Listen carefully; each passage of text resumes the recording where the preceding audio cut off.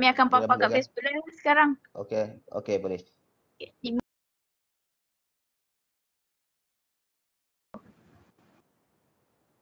Okey, Assalamualaikum warahmatullahi wabarakatuh. Selamat petang semua. Salam sejahtera.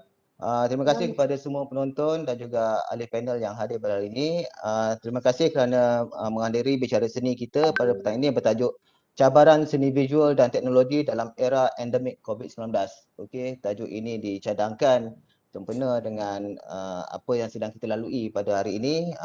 Masih lagi dalam era pandemik COVID-19, tapi insya-Allah kita dalam usaha untuk bergerak kepada era endemik dan kita cuba melihat apakah isu-isu yang mungkin timbul dan yang boleh kita bincangkan sekiranya era endemik telah mula kita lalui pada masa akan datang, terutama dalam kehidupan kita ataupun kehidupan bagi artis-artis seni visual dan juga mungkin di bidang pendidikan kita juga. Apa yang bakal berlangsung, apa yang bakal berlaku sekiranya norma baru ini kita lalui pada zaman akan datang. Okey, tanpa melengahkan masa, kita saksikan terlebih dahulu tayangan video dan juga montaj daripada Meraki untuk petang ini. Dipersilakan.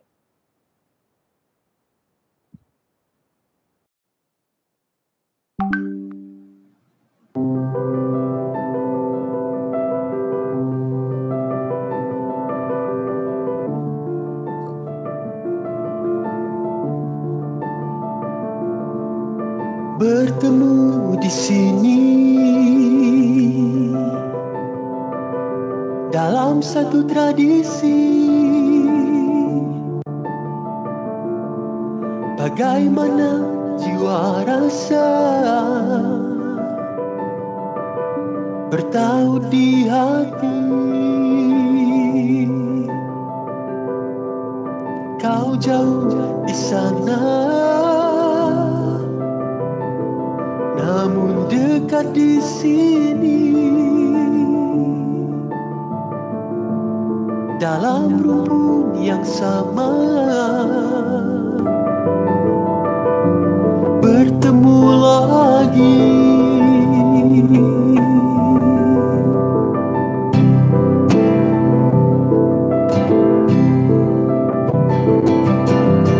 Bisikan laut dan desiran angin meniup cerita teguhnya nusa bangsa.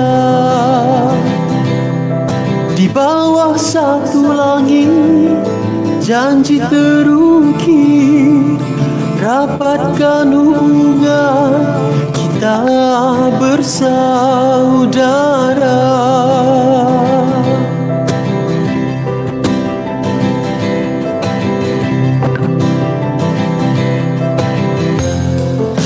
Kita sama darah, kita sama maruah, kita sama cinta, kita sama budaya, bersatu hati membina pertiwi, membawa budaya dan jati diri jauh hingga ke sepelusuk dunia.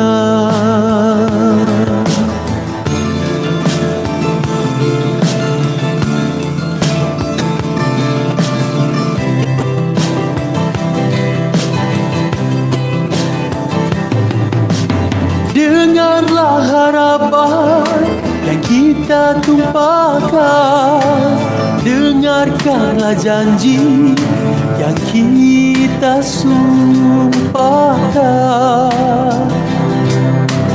Bersama satu hati membangun wawasan kekal selamanya.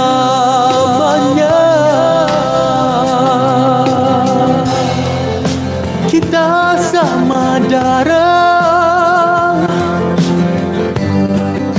kita sama maruah, kita sama cinta, kita sama budaya, bersatu hati membina pertiwi, membawa budaya dan jati diri jauh hingga ke sepelusuk dunia.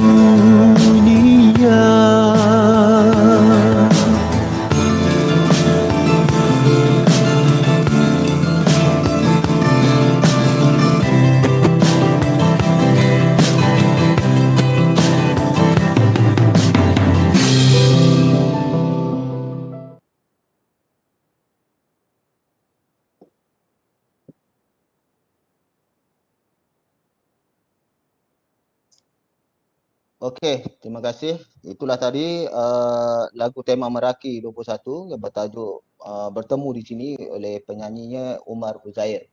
Okey, sepatutnya kita ada video persembahan kedua iaitu opening montage Meraki dan juga pengenalan kepada artis panel-panel kita pada petang ini. Dipersilakan sekiranya ada.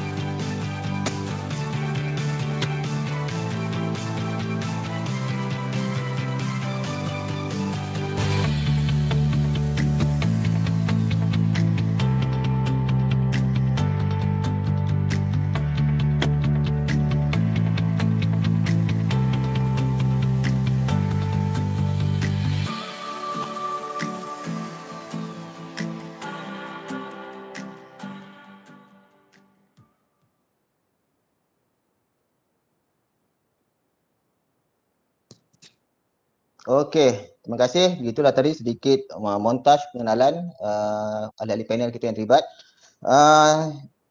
Terima kasih sekali lagi. Selamat petang semua. Terima kasih kerana hadir bersiaran pada petang ini. Nama saya Dr. Yaakob Muhammad Rafi'i dari Fakulti Seni Komputeran dan Industri Kreatif UPSI. Sebagai moderator bicara seni pada petang ini, bagi mereka yang baru bersiaran pada petang ini, sila isi link kehadiran ya di ruangan chat yang bakal disediakan nanti. Okey, selain daripada itu ingin juga saya ingatkan bagi mereka yang mendengar ataupun tidak terlibat secara langsung, dimohon untuk pastikan anda mute supaya tidak mengganggu pembentangan ahli panel yang lain. Alright. Pada petang ini kita akan membicarakan satu sesi bicara seni yang bertajuk Cabaran Seni Visual dan Teknologi dalam Era Endemik COVID-19. Anjuran Meraki 21 International Art Show dengan Sekolah Seni Malaysia Perak. Okey, kita amat berbesar hati pada petang ini kita diiringi oleh 4 ahli panel yang terdiri daripada artis-artis seni visual yang saya katakan agak terkenal juga di Malaysia. Ramai di kalangan pelajar-pelajar, terutama di pelajar-pelajar seni halus yang mengambil mereka ni yang berada di skrin kita sekarang ni sebagai artis rujukan dalam penghasilan karya-karya mereka, dan saya rasa mendengar nama mereka sendiri adalah satu nama yang tidak asing lagi. Diperkenalkan, saya akan bagi sedikitlah introduction berkaitan dengan latar belakang berkaitan 4 orang ahli panel kita pada petang ini.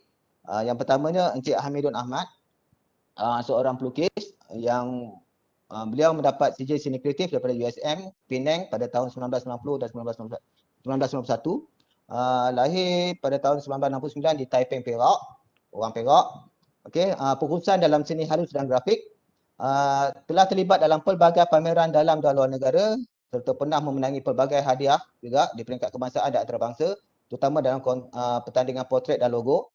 Selain itu, beliau juga merupakan ahli seumur hidup Satuan Seni Rupa Malaysia Perupa, AJK Angkatan Pelukis Malaysia APS, Presiden dan pengasas Persatuan Pelukis Perak 1998-2013, Naib Editor Ketua 1 Gabungan Persatuan Pelukis Malaysia GAP 2015-2019, Ahli Lembaga Muzium Negeri Perak 2016-2021, Ketua Fasilitator Program Penghayatan Sastera dan Budaya PLKN DBP 2010-2012, serta yang di-Pertua Persatuan Peniaga Melayu Pasar Besar Ipoh 2018-2020. Nampaknya Encik Hamidun kita ni memang seorang yang cukup aktif dan mempunyai latar belakang dalam dunia seni tampak Malaysia yang agak baik, agak meluas terutama di Perak.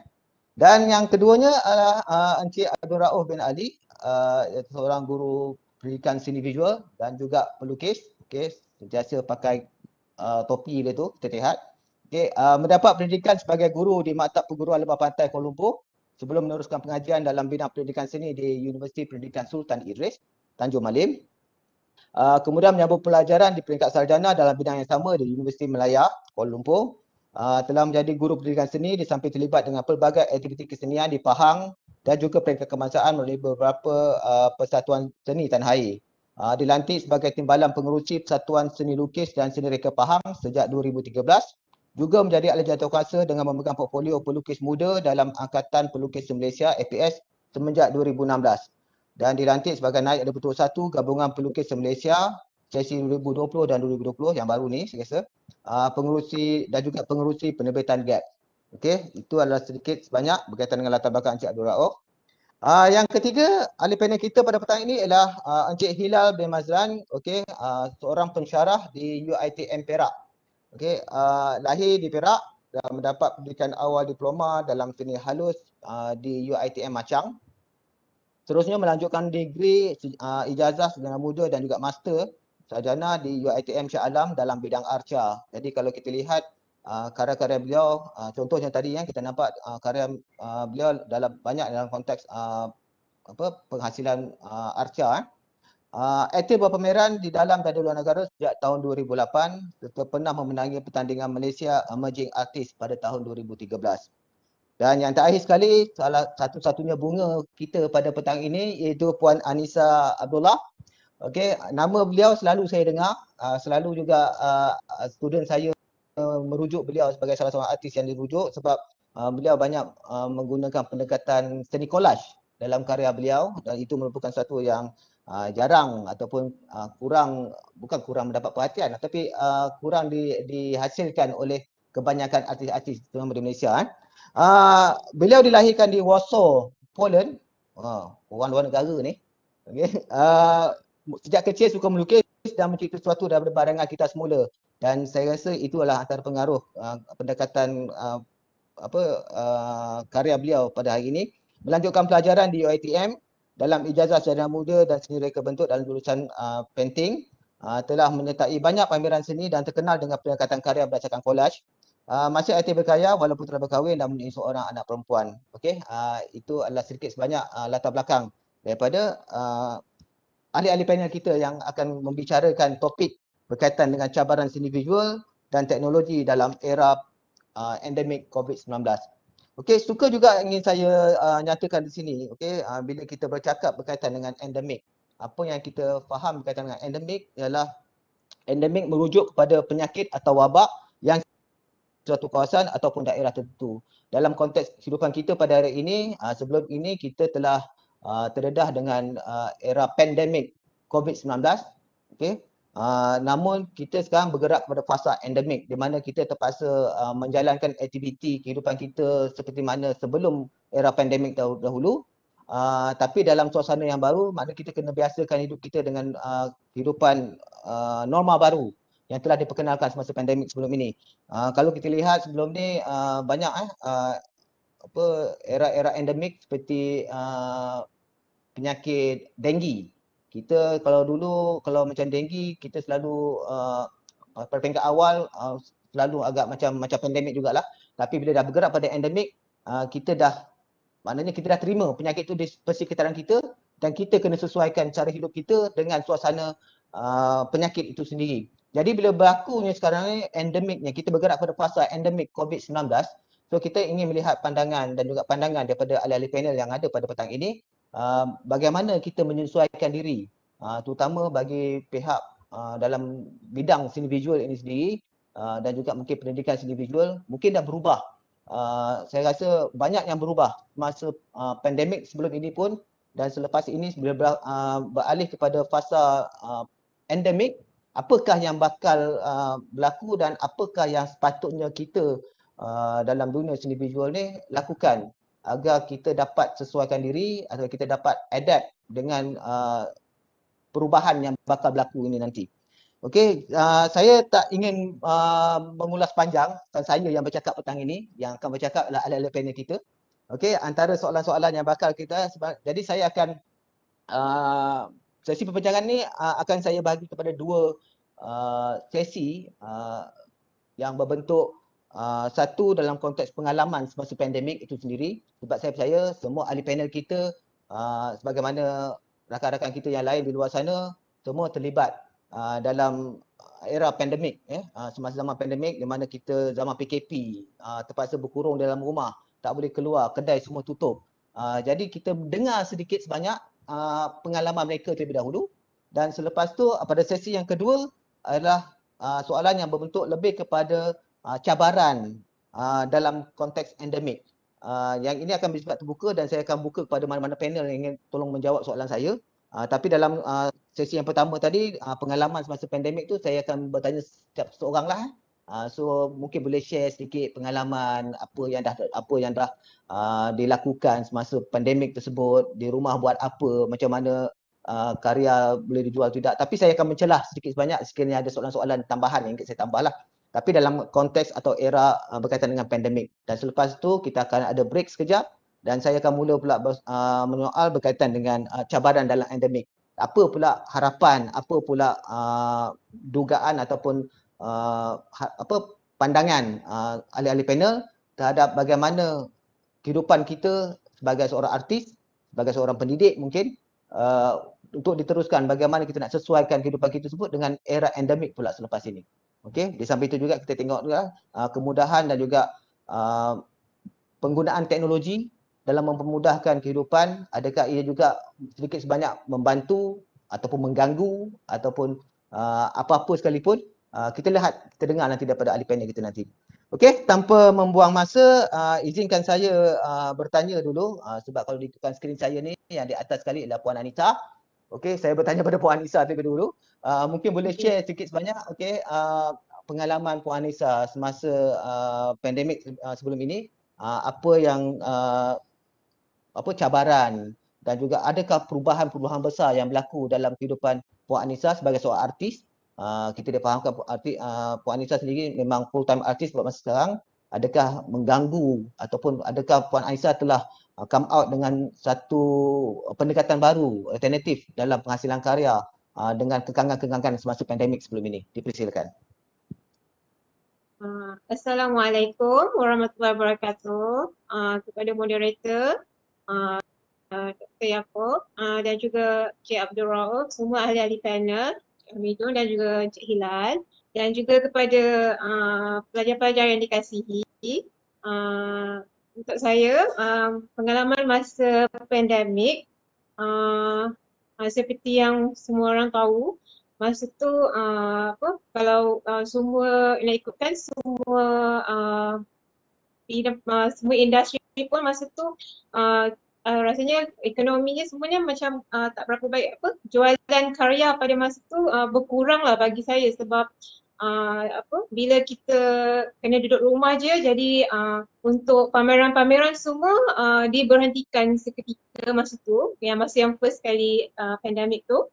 Lepas tu time tu semua orang kena duduk kat rumah, so bila tak ada pameran, jadi jualan karya tu mungkin berkurangan lah. Untuk saya masa tu memang kena ada backup lah. So masa saya tu memang saya banyak masa di rumah. So bila tak ada show online, sikit sebanyak simpanan yang ada membantu. Dan bila juga bila banyak masa di rumah ni, saya banyak ada masa di studio. Jadi di situlah macam tempat untuk saya berkarya walaupun tidak ada pameran. So bila karya tak terjual tu, saya masih mempunyai sumber pendapatan rezeki lain seperti commission yang masih artwork yang dikomisionkan. So daripada situlah saya cuba untuk mencari hasil rezeki. So saya cuba siapkan yang mana kerja yang tertangguh. So masa yang pandemik, pengalaman pandemik tu memang kita banyak masa di rumah bersama keluarga. So hasil jualan karya tu memang masa tu memang berkurangan sebab masa tu memang tak ada show. So sikit sebanyak tak lama tu saya cuba menyesuaikan diri dengan keadaan tu. So saya sebab saya suami dan isteri dua-dua artis, so kami banyak berbicara macam apa yang kita perlu kita buat. So kadang-kadang masa pandemik tu keadaannya macam kadang-kadang kita stuck sebab macam bila hari-hari di tempat yang sama, so kita kena lebih kreatif dan kalau sebagai seorang artis lebih kreatif, lebih versatile, cuba menyesuaikan diri lah dengan keadaan yang sekarang pandemik. So saya banyak menghabiskan masa dengan family lah dan juga di studio. So apa yang saya lalui juga masa pandemik tu, saya juga menghasilkan karya-karya yang mengenai pandemik tersebut. So saya rasa banyakkan artis juga melalui benda yang sama, mereka juga akan terinspired ataupun merakam apa yang mereka melalui. So untuk saya ada menghasilkan dua karya yang mengenai pandemik itu sendiri, yang saya buat last year tahun 2020. Ada satu karya tu sebab family saya ada yang bekerja sebagai nurse, lepas tu ada juga yang bekerja di hospital lah kan. So untuk macam bila tengok apa yang mereka lalui, mereka dengan program mereka ada masa dengan anak-anak, memang masa mereka terhad. So diorang banyak bagi banyak masa di hospital. So benda tu macam terinspired. So saya ada menghasilkan satu karya yang mengenai itulah. Hanya sebab rasa untuk menghargai mereka punya tanggungjawab yang telah menjaga kita semua. So time tu saya menghasilkan karya yang itu. Okey, terima kasih. Cuma soalan tambahan saya berkaitan dengan mungkin pengalaman Puan Anissa sendiri semasa di zaman pandemik tersebut. Bagaimana karya-karya Puan Anissa dijual? Adakah melalui platform online ataupun secara ada kolektor khusus yang memang dah ataupun dan juga selain itu macam mana dipasarkan selain daripada pameran secara online, ada tak cara lain yang digunakan untuk memasarkan karya-karya sebab tak boleh gerak kan, semua di rumah. Okey. Tak bergerak, time tu memang tak bergerak.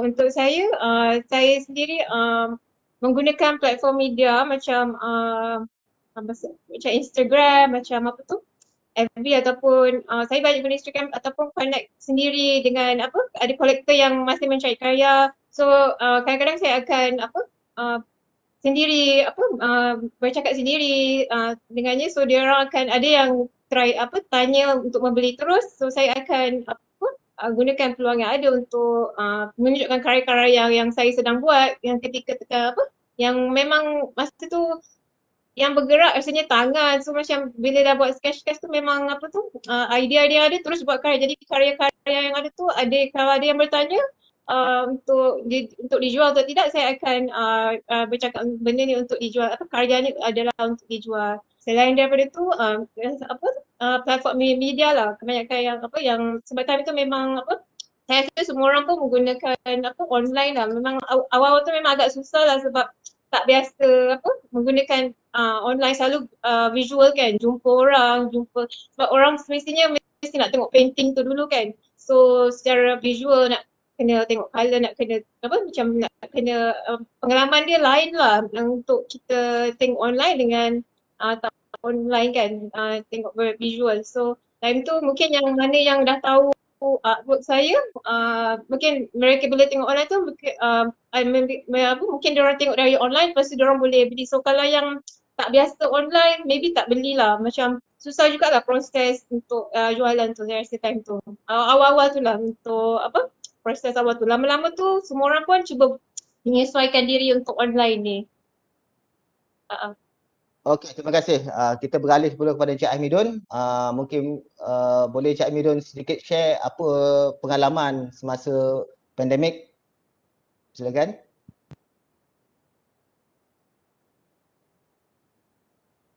On mic. On mic, silakan.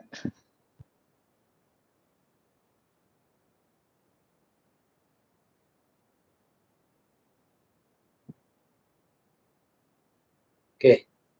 Assalamualaikum warahmatullahi wabarakatuh. Pertamanya terima kasih kepada moderator dan juga penganjur, rakan-rakan panel.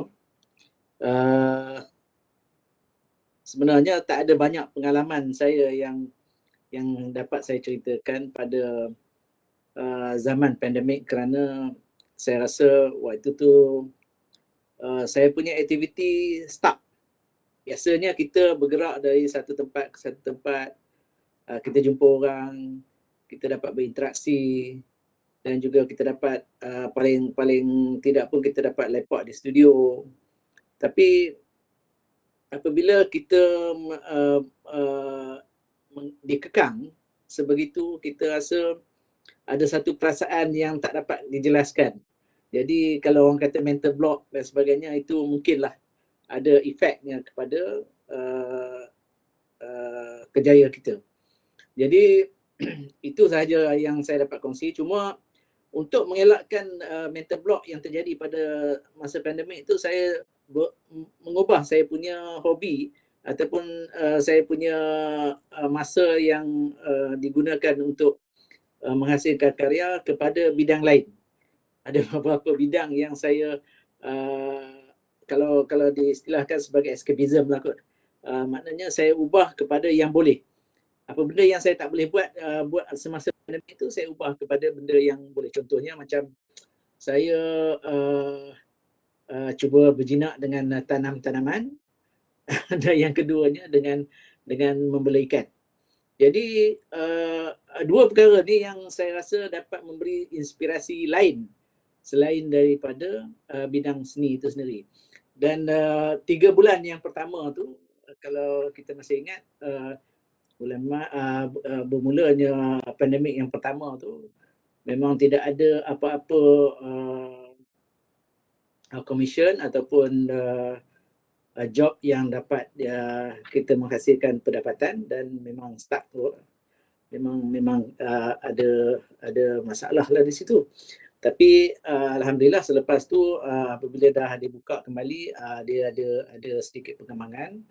Dan kemudian di hujung tahun 2020 tu pun kita ada dapat satu commission. Dan pada awal tahun 2021 ni masih disekat kembali. Jadi dia proses tu nasib baiklah, dia ada rezeki tu orang kata cukup-cukup, dan kita makan apa yang ada, pakai apa yang ada. Jadi saya rasa itu dulu untuk pengenalan ni. Terima kasih. Okey, terima kasih Cik Midun. Okey, kita bergerak kepada Cik Hilal.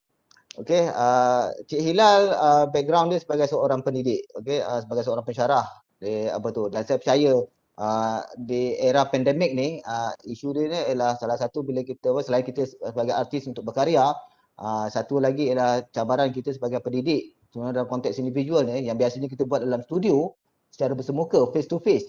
Suddenly bila di zaman pandemik kita terpaksa mengubah, terutama macam Cik Hilal, orang yang sentiasa bekerja dalam bengkel.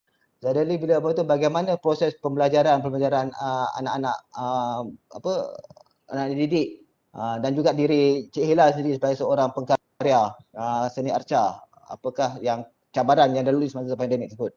Silakan. Assalamualaikum. Terima kasih Doktor. Betul lah tu. Sebenarnya saya nak respon daripada dua. Clear ke? Dengar clear ke? Saya risau juga. Ya, saya nak respon daripada dua aspek lah. Satu, yang pertama sebenarnya daripada seorang pendidik lah. Yang kedua daripada sebagai seorang artis. Sebab technically sebenarnya saya ni dua-dua. Saya sebenarnya baru je lagi jadi pensyarah. Dalam tahun 2018 baru saya masuk sebagai pensyarah. Sebelum ni memang daripada tahun 2029-2008 tu saya dah jadi artis full time. Saya dengan Anissa Abdullah ni kami memang kawan daripada belajar lah. Kan, kami satu batch. Saya sangat mengenali dia kan. Dia sebenarnya daripada segi konteks seorang artis, untuk saya sebagai seorang pengarca, saya memang tak pernah membuat karya 2D. Saya sentiasa buat karya berbentuk 3 dimensi.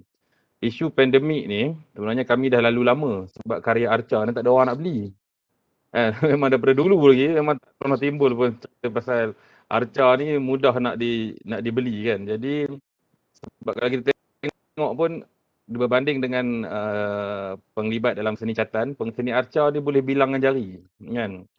Jadi untuk saya masih lagi terus berkarya adalah memang sebab daripada dulu lagi saya tidak dengan penjualan karya dan saya banyak involve dengan prop making, set making. Lepas tu saya juga ada buat perabot kan, ada custom made furniture. Jadi kalau nak tengok tu ada dalam saya punya IG Tangsi. Jadi masa pandemik bila kelas pun dah online, saya banyak melarikan diri ke studio saya kan. Jadi saya suka sebab saya ada tiket untuk rumah saya di Kuala Kangsar, mengajar di Seri Iskandar. Jadi saya ada lesen lah untuk langgar Roblox ni. Tapi sebenarnya banyaknya saya pekan kelas online kan. Jadi saya banyak masa tu lah saya banyak pandemik ni lah masanya saya pulun untuk berkarya. Kan. Jadi di samping saya buat karya masa pandemik ni, saya involve dengan furniture making. Jadi dan kemudian saya iklankan lah. Saya iklankan furniture yang saya buat ni, boleh tengok dalam Facebook. Saya nampak banyak tempahan sebab kan semua orang ada di rumah. Jadi di area Seri Iskandar ni dia banyak orang-orang yang bekerja kerajaan kan. Jadi dia macam sebenarnya nak kata orang yang susah pun tak. Jadi dia banyak orang yang golongan pertengahan kan. Jadi bila dia iklan tu ramai orang yang menempah. Jadi saya nampak sebenarnya dia boleh dikatakan bahawa pandemik ni satu ruang untuk kita melakukan anjakan daripada sebab artis ni saya macam contoh pendidik, kita ni mengajar budak sebenarnya bukan untuk berkarya. Kita ajar budak untuk jadi kreatif sebenarnya. Kita mengajar ni untuk budak-budak menjadi kreatif. Jadi kalau macam contohnya arca, kalau lah saya mengajar semata-mata untuk berkarya, nanti at the end of the day, pelajar takkan boleh berkarya pun sebab memang tak boleh nak jual. Kan? Jadi saya selalu ajar untuk profession dan passion ni satu benda yang different. Maksudnya passion kamu adalah berkarya, profession kamu adalah something yang selain tu. Jadi tapi kalau kamu boleh sekalikan passion dan profession kamu ni, alhamdulillah. Macam saya, alhamdulillah sekarang ni saya dah mengajar, tapi sebelum ni pun memang sebenarnya totally different. Sebab saya buat karya arca memang tak boleh nak jual. Jadi cara saya cari makan adalah dengan saya buat prop film, buat set, jadi artisan kan. Ada juga jadi carahan sambilan ataupun macam itulah. Jadi duit-duit yang saya dapat ni bila ada lebih nanti saya dah bayar sewa studio, saya dah bagi kat family sikit. Jadi ada lebihan daripada itu baru saya akan berkarya. Supaya kita tak give up. Supaya kita tak give up. Kalau tak, jadi ini juga template yang saya pegang dan saya ajar kepada student saya. Kan? Sebab macam sekarang pun saya ada studio tangsi. Studio tangsi ni dia macam student center. Jadi saya akan ajar dia orang untuk buat proposal, untuk buat public sculpture. Saya akan ajar dia orang untuk macam mana nak kita gunakan seni kita ni untuk buat perabot, untuk buat furniture, macam mana nak approach orang untuk buat mural. Jadi di tangsi ni benda tu berlaku kan. Jadi supaya kalau berlaku maknanya bukan sekadar pandemik saja. Anytime benda ni boleh berlaku. Kalau kata untuk full time artist pun ada masa-masanya kolektor-kolektor dah bosan dengan kita sebabkan stagnan, maknanya stagnan penghasilan karya yang stagnan, benda yang sama je. Jadi kita akan berasa untuk menukar style kita. Jadi pada masa tu kita ada time yang kita tak boleh jual karya. Pada masa tu kita nak buat apa? Jadi bila ada perkara lain yang kita boleh pegang untuk kita cari makan, benda tu lebih selamat daripada saya.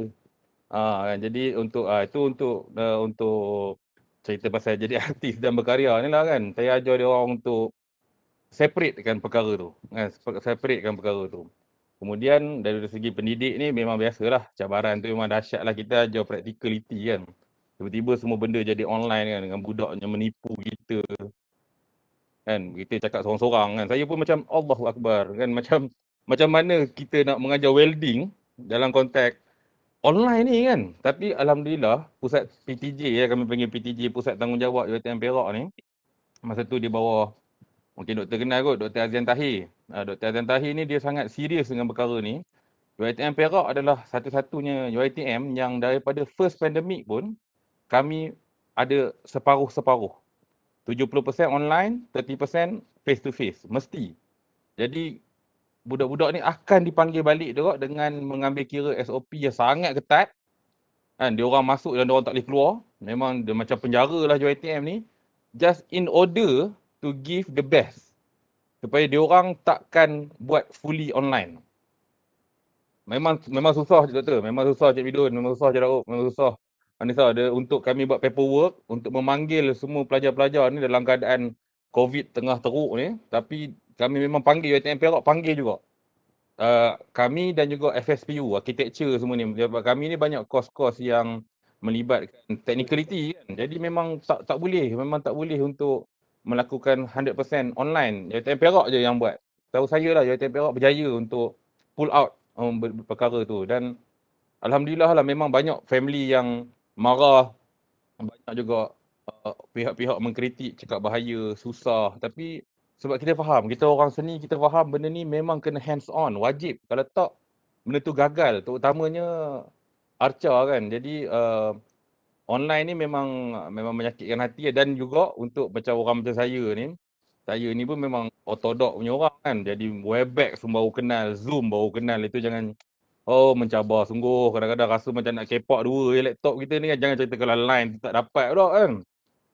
Untuk masa proses, kalau katalah proses melakar analytical okey lagi. Bila nak masuk ideation, kita nak ajar kalau kata nak meniru gambar tu okey. Maknanya lukisan realism, tapi bila masuk ya ideation, maknanya daripada subject matter nak olah jadi objek yang abstrak, itu memang penat. Saya dah sampai kita pun, saya yakinlah siapa yang pendidik mesti akan berhabis beribu-ribu ringgit kan. Saya habis untuk upgrade saya punya laptop, beli lagi tab untuk kita adjust ideation dan benda semua. Mesti kena upgrade lah. Tapi yang bagusnya daripada benda yang tak tahu, saya tahu mesin welding, mesin potong kayu je. Mana saya tahu kan. Cerita gadget-gadget ni kan. Sekarang ni Google Drive pun saya tak tahu. Bila dah berlakunya pandemik ni, habis semua. Yang lecturer ke baik cikgu ke, yang kita ortodok ni, semua dah tahu lah insyaAllah kan. Jadi itulah pada saya pandemik ni dua persepsi lah yang saya boleh bagi daripada segi pendidik dan juga daripada segi artis lah. Itulah doktor. Okey, terima kasih. Kalau boleh saya simpulkan daripada apa yang kita nyatakan tadi, sebenarnya bila berlaku pandemik ni ada pro and cons dia. Dari segi kesukaran kehidupan kita, tapi dalam masa sama kita belajar benda yang baru yang sebelum ni mungkin tak pernah kita bayangkan bahawa kita akan belajar kan. Cuma itulah, mungkin selepas ni untuk sesi yang kedua kita akan bincangkan lebih lanjut macam mana perubahan yang kita dah adaptasikan dalam kehidupan kita hasil daripada pandemik tadi, kita akan lanjutkan ke dalam kehidupan kita di era endemik pula kemudian selepas ini. Okey, seterusnya kepada Cik Raub. Okey, Ya saya. tadi ni pandangan dari segi Cik Raub, cikgu, terutama kalau macam Cik Ilal tadi, dia dalam konteks pendidikan tinggi. Untuk di sekolah pula bagaimana? Apa cabaran-cabaran yang bakal dilalui sepanjang masa pandemik berlaku? Silakan. Okey, Assalamualaikum. Dengar suara ya? Clear? Okey. Sebenarnya masalah kami yang guru di sekolah dengan IPT ni lebih kurang sama je. Sebab bila pandemik ni semua online. Kalau sekolah ni lagi masalah, bila online ni dianggap cuti. Jadi susah kita nak tangkap budak ni. Kan? Jadi bila kelas online, kemunculan murid ni jarang lah, dia hilang terus. Dan kadang kita menghadap seorang-seorang laptop tu. Kan, online seorang-seorang tengok muka kita sengih-sengih. Jadi bila seni ni kita nak mengajar, banyak yang sebenarnya kita kena buat demo. Kan, walaupun benda tu catatan, arca, apa lagi benda-benda yang berupa macam craft.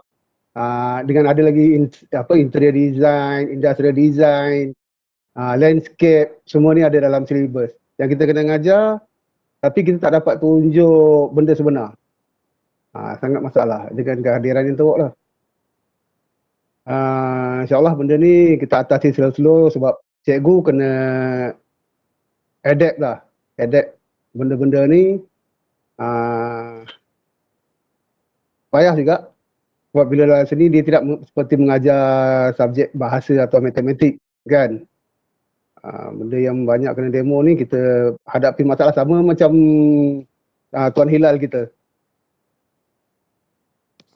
Tapi mujurnya sambil-sambil tu dulu saya buat juga kelas di studio sebab ada studio sendiri. Sekarang ni kelas pun tak boleh buat sebab pandemik, tak ada siapa yang datang. Tutup semua. Jadi masalah.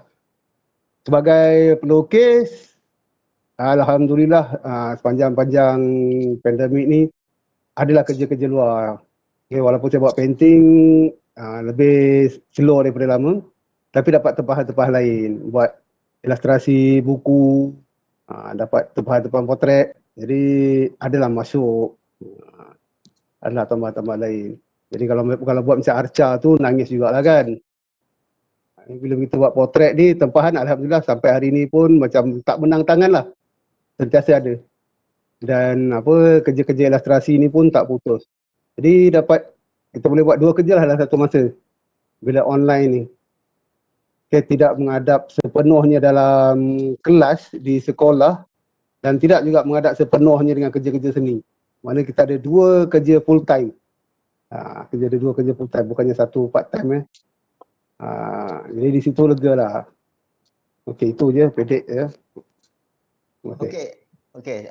Secara umum je lah, saya mungkin bertanya pada siapa-siapa ahli panel yang sudi menjawab. Okey, bila melihat kepada pandemik yang berlaku, adakah ianya telah membantutkan kehidupan anda sebagai seorang artis? Sebenarnya orang kata ada juga rahmat di sebalik pandemik itu sendiri yang dirasakan boleh dikongsi bersama. Ada setengah orang melihat bila berlaku pandemik itu sebagai satu kekangan yang menyebabkan dia tak boleh, macam Cik Amidun tadi, dah tak boleh nak berkarya, dia bertani dan juga betul kan? Adakah itu sebenarnya sebagai satu anjakan ataupun perubahan dahulu, ataupun sebenarnya itu hanya sementara, ataupun itu dijadikan sebagai satu motivasi untuk berkarya kemudian? Macam mana? Okey, saya respon sikit. Sebenarnya dia bukan bertani sepenuhnya. Okey, itu sebagai sementara untuk mencari ilham baru. Jadi saya setuju dengan pendapat Encik Ilal tadi, iaitu dia kena asingkan kita punya kerjaya dengan kita punya minat. Itu betul. Tapi kalau kita boleh sekalikan macam beliau cakap tadi, lagi baiklah. Macam saya sejak daripada tahun 1987 lagi saya dah menjadi pelukis penuh masa. Tapi ialah dia mengikut kepada permintaan kebanyakannya lah. Jadi saya rasa dia begini. Dia ada dua apa nama ni perkara. Satu, bagi yang kerjanya melibatkan pelanggan secara ramai. Sebelum ni sebelum menghadapi pandemik, saya melukis di kaki lima, di Bukit Bendera dan juga di Aminian Street, Penang.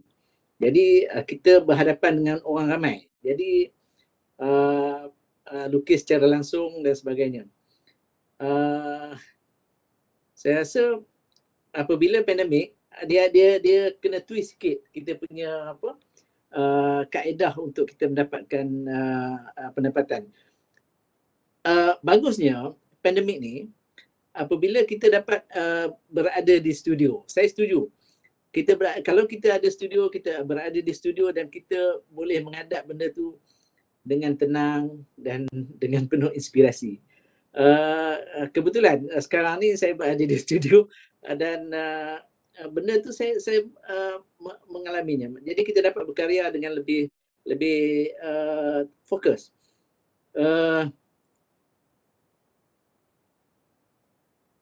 Itulah dua perkara tu. Maknanya satu, kalau kita dapat berkarya, tak kira lah pandemik tak pandemik, kita sama saja. Maknanya kita akan menghadap karya kita.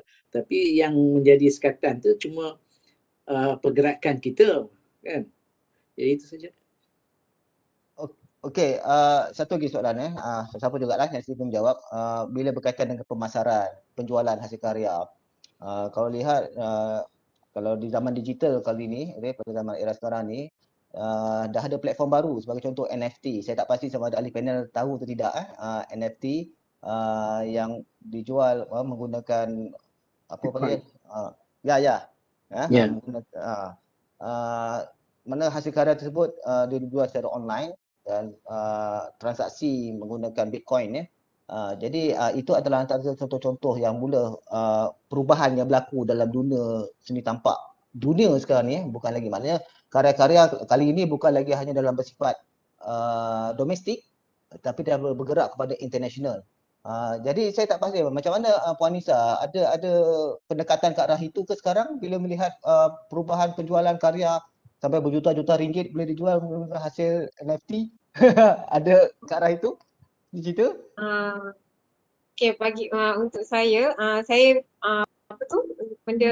NFT tu saya tahu juga mengenai benda tu dan yang saya rasa di luar negara banyak sekarang ni memang menggunakan NFT sekarang.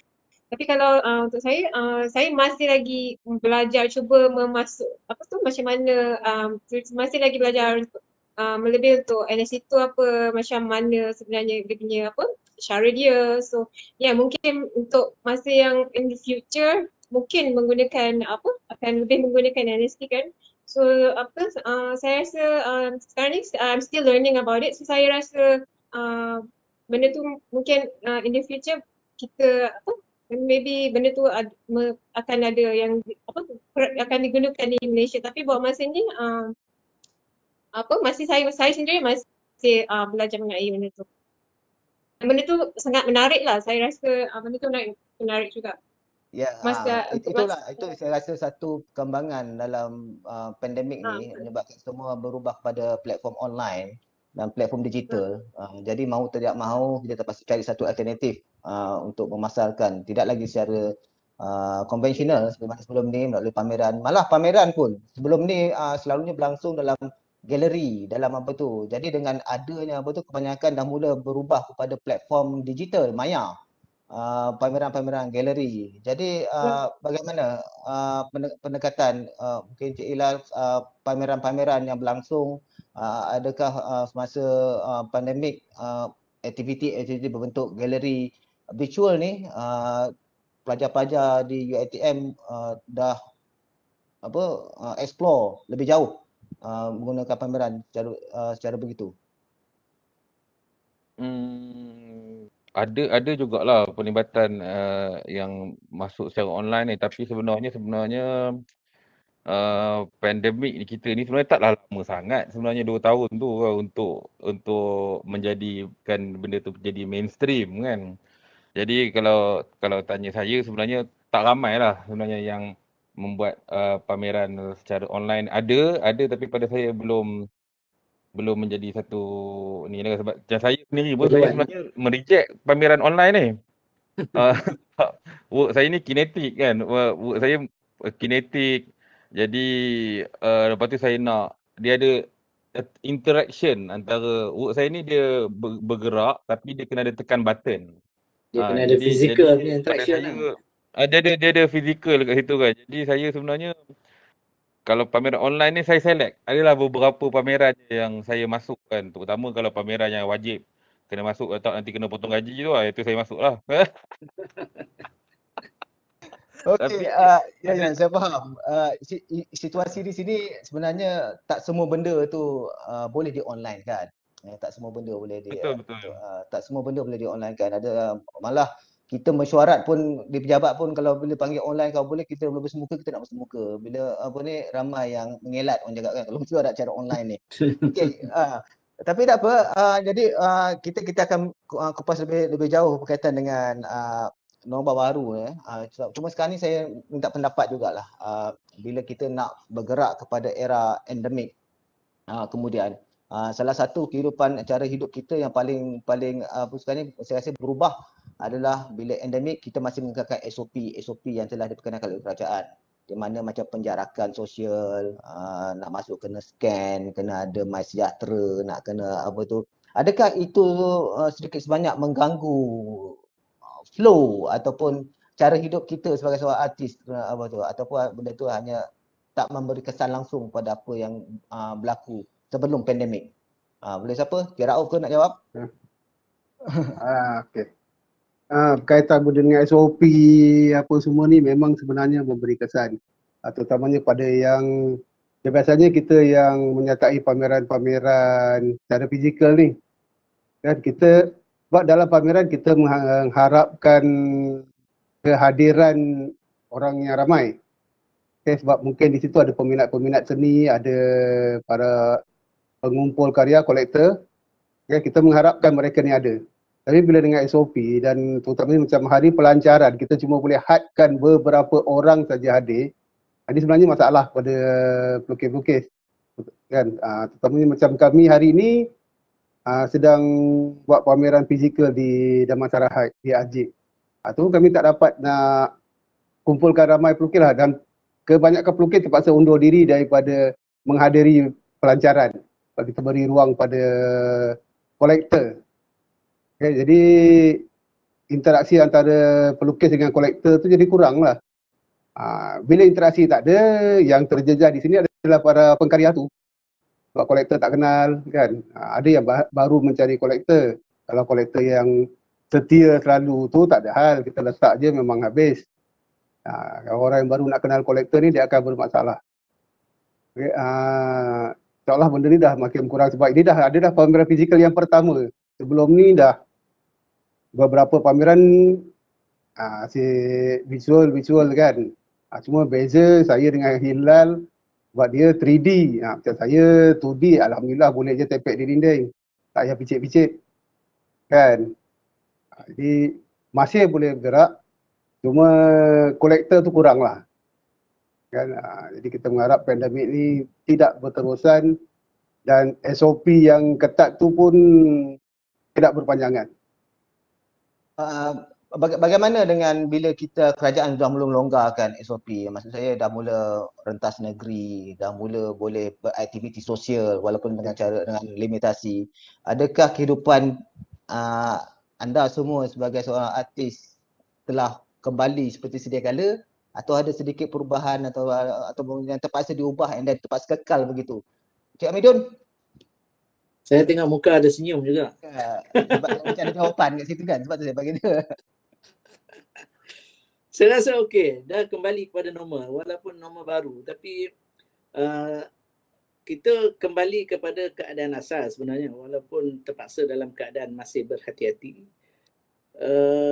Dan kita ikutlah SOP tu pada saya tidak begitu membebankan kerana untuk kebaikan kita juga sebenarnya. Ya, saya rasa dia dah kembali kepada apa keadaan asal walaupun masih lagi di tahap berjaga-jaga lah saya rasa. Alhamdulillah. Okey.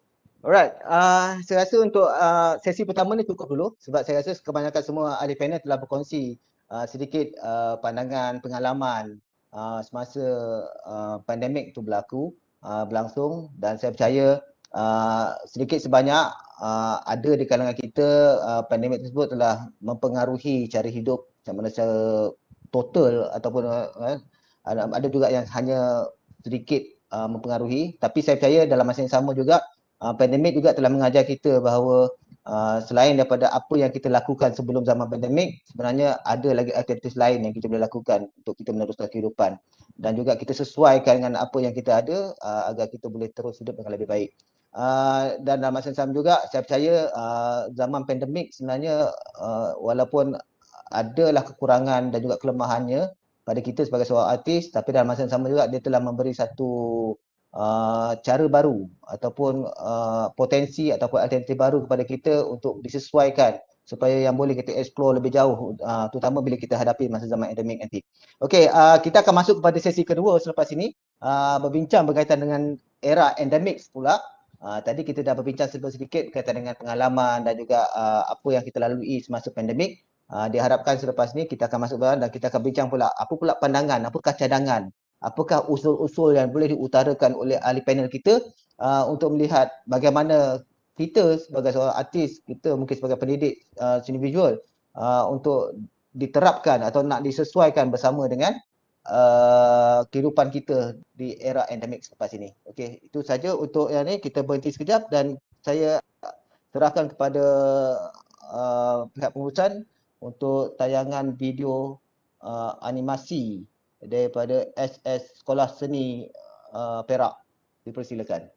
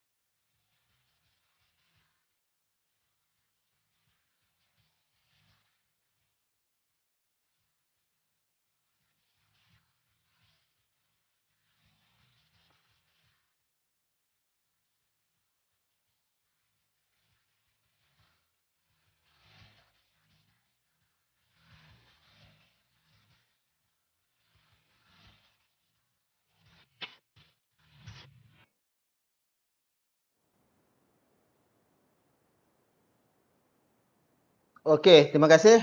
Begitulah tadi sembang video animasi daripada Sekolah Seni Perak. Okey, terima kasih juga untuk video tadi sedikit kaedah penghasilan animasi yang menarik daripada salah seorang pelajar Sekolah Seni Perak. Extract video tu. Yalah. Penuh dengan apa tu Extract. tapi saya rasa apa yang dipaparkan tadi adalah menunjukkan sikit sebanyak kreativiti dan juga kesungguhan pelajar pada peringkat sekarang tak sama macam saya zaman sekolah saya belajar dulu. Tak ada saya nak buat animasi macam tu kan. Tapi dengan kemajuan teknologi dan digital yang ada pada hari ini, saya percaya itu sedikit sebanyak telah mempengaruhi dan juga mengubah sistem pendidikan dan juga kaedah pembelajaran terutama dalam bidang seni. Okey, terutama bagi kita background ni yang macam kata Cik Ila tadi, kita ni orang ortodok yang lebih kepada manual. Suddenly kita kena belajar benda baru, digital, benda-benda ni. Kalau saya tanya rakan-rakan saya terutama yang old timer ni, benda-bendanya ni sebenarnya yang membantutkan kreativiti kita sebenarnya. Okey, dan dengan kehendak masa sekarang ni yang memerlukan kita terpaksa mengadaptasi dengan teknologi supaya dapat disesuaikan dengan kehendak era pandemik dan era endemik yang akan kita lalui selepas ini. Lebih banyak lagi saya rasa pengenalan dan juga kaedah-kaedah baru yang akan mengaplikasikan digital dalam kehidupan kita selepas ini. Dan saya melihat ini mungkin adalah satu cabaran bagi kita, bagi mereka yang dalam dunia seni ni untuk meneruskan. Sebab saya percaya ni antara saya sebagai seorang pencerah juga, cabarannya bila kita ni orang-orang lama dikendaki untuk menggunakan pendekatan baru, pendekatan digital dalam pengajaran, assessment pun dalam digital, pameran pun dalam digital, dan ianya bukan sesuatu yang masa kita belajar dulu kita buat. Suddenly dalam tempoh setahun dua ni bila masa pandemik ni, entah dari mana wahyu yang turun, kita kena buat benda ni mengikut kehendak dan juga permintaan agar dapat disesuaikan dengan situasi yang sedang berlaku. Jadi soalan saya, ini pun soalan lebih terbuka dalam konteks endemik kita pada hari ini. Bagaimana perubahan yang kita jangkakan bakal berlaku yang mungkin boleh setiap seorang mungkin berbeza. Sebab saya lihat sekarang ni setiap daripada ahli panel kita mempunyai background yang berbeza. Apakah perubahan-perubahan yang dijangkakan boleh berlaku dalam era endemik? Selepas kita melalui era pandemik, kita dah dibiasakan dengan keadaan macam tu, dan kita dah minta untuk mengikuti norma-norma baru. Okey, adakah itu sedikit sebanyak juga mempengaruhi bila kita dah masuk zaman era endemik di mana kita terpaksa hidup bersama dengan penyakit? Okey, adakah itu akan membantutkan ataupun adakah itu akan mengembangkan lagi ataupun tak ada apa-apa perubahan, tak ada kesan kepada kehidupan kita sebagai seorang artis? Boleh siapa? Okey, Cik Raul, silakan. Okey. Saya mengulas sikit isu ni. Pandangan saya sebenarnya tak ada apa-apa. Dia tak berubah apa-apa. Sebab kita selama ni pun telah hidup dengan denggi, dengan influenza, penyakit yang macam-macam kan. Influenza tu lagi bahaya daripada pandemik, daripada COVID sebelum ini. Tapi kita hidup dalam itu. Kan? Dan sebenarnya bila COVID ni jadi satu endemik, sebenarnya dia dah tak ada apa-apa. Kita dah dan akan terpaksa hidup bersama COVID. Okey, dengan sedikit SOP. Jadi sebenarnya tidak mengubah apa-apa. Cuma kita akan dapat tambahan ilmu sebenarnya. Okey, selama ni siapa-siapa yang tak biasa dengan teknologi digital, dia dah mula bermain-main dengan digital ni. Dah bertambah kreatif sebenarnya. Dia dah masuk pada satu benda yang tak pernah buat sebelum ni. Tiba-tiba dia terpaksa buat. Okay, macam cikgu-cikgu pun sebelum ni bukan dilatih pun dengan contoh macam PDPR kan. Tak pernah dilatih pun untuk bersemuka melalui maya. Tak pernah. Tapi ini membawa satu ajakan kepada semua orang, masuk cara guru-guru, artis, pelajar-pelajar masuk ke era baru. Okay. Tetapi sebenarnya tidak mengubah apa-apa. Kita masih boleh teruskan sama. Kalau kata berpameran, kita masih boleh teruskan dengan pameran. Berkarya masih boleh teruskan karya. Masih boleh berjumpa orang. Cuma dapat ilmu baru. Itu je kelebihan kita. Okey. Okey, terima kasih. Bila berkait dengan ilmu baru, okey, berkaitan dengan teknologi digital yang telah dipelopori atau mula dipelajari oleh orang ramai. Yalah, makcik-makcik, atuk-atuk, nenek-nenek pun dah mula pakai handphone, smartphone sekarang ni kan, dah masuk kan. Yang tak pernah pakai terpaksa orang pakai sebab nak masuk scan, nak masuk kedai. Okey, tapi kita sebagai seorang artis, okey, adakah pendekatan teknologi digital terutama pada zaman era pandemik, era endemik ni nanti, okey, sebenarnya mengubah ataupun macam mana? Saya tak pasti sebab kalau lihat kan rata-rata kita di sini ahli-ahli panel pun kebanyakannya masih dalam pendekatan konvensional. Puan Anissa sebagai contoh masih menggunakan teknik collage. Adakah telah berubah kepada kaedah collage digital bila disebabkan oleh endemik ataupun akan digabungkan kedua-duanya? Bagaimana Puan Anissa? Okay, untuk saya sebelum ni pun memang saya banyak guna Photoshop. Saya banyak guna guna Photoshop lah, dan Photoshop tu saya banyak edit dulu. Macam saya dah terbiasa guna Photoshop untuk edit gambar dalam komputer. So apa yang saya buat dulu kira macam montage. Sebelum saya buat karya tu saya suka, selain daripada pakai tangan, memang saya suka guna Photoshop. So bila untuk masa akan datang ni saya rasa maybe yang bezanya kita banyak menggunakan digital lagi lah. Macam sekarang ni pun macam kalau orang nak lukis sketch pun, kalau kat mana-mana pun kita boleh guna yang phone, ada pen tu kan. So saya rasa memang kita kena biasa, sebagai artis kita kena biasa untuk menyelesaikan diri ataupun berfikir secara kreatif untuk menggunakan bahan yang ada yang sebelum ni kita jarang guna. So saya rasa teknologi kita memang akan guna lebih banyak online lah lepas ni, macam lebih banyak menggunakan PC. Dan kalau saya sekarang ni memang saya gunakan teknik collage. So untuk masa akan datang mungkin saya akan ubah dari segi teknik, ataupun mungkin saya akan guna colors pula. So benda tu semua macam tak boleh nak plan sekarang sebab pandemik ni pun kita tak tahu bila dia habis. So memang kita kena bersedia lah dari segi fizikal, mental. So kena bersedia. Kalau sebelum ni memang kita rasa slow down kan masa awal pandemik tu. So sekarang ni kita kena berfikir secara berfikir dengan lebih kreatif lah, macam mana kita nak masuk dalam era sekarang ni. Betul cakap Encik Rauf tadi, tak banyak beza pun sebab kita sebagai artis pun memang kita selalu duduk kat studio, macam menghabiskan masa di studio buat artwork. So saya rasa benda tu dia jadi normal baru lah, macam mana kita nak handle dengan teknologi maupun atau contohnya guna bahan yang ada di sekeliling kita, macam yang benda-benda yang recycle, So macam saya rasa benda tu akan menjadi sesuatu yang kita akan sebagai artis kita perlu memang banyak ada benda macam apa, so kita sebagai artis kita perlu menyesuaikan diri lah saya rasa. So sebab masa akan datang ni pun macam untuk next year kita pun tak tahu, tiba-tiba pandemik tu datang lagi, macam kita kena kuncikan diri, macam kerajaan tiba-tiba buat PKP lagi. So dari segi fizikal, lagi saya sebagai ibu kan, so macam semua benda sekarang saya buat macam nak masak, nak